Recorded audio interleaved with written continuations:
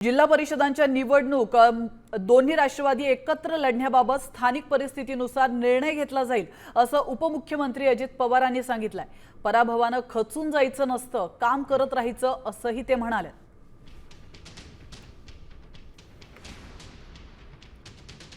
हे आताच्या काळामध्ये बहुतेक ठिकाणी स्थानिक लेवलला आम्ही तो अधिकार देतो। तुम्ही तिथं जिल्हा लेवलला काय करायचं काय नाही करा।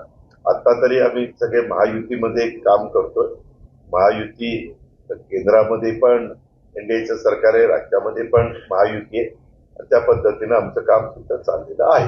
स्थानिक स्वराज्य संस्थांच्या निवडणुकीच्या संदर्भामध्ये स्थानिकांना ते अधिकार दिले जातात आणि स्थानिक लोक त्याच्याबद्दलचा निर्णय घेतात। शेवटी मतदार राजा हा फार महत्वाचा असतो। प्रयत्न करणं हे प्रत्येक राजकीय पक्षाचं काम असतं।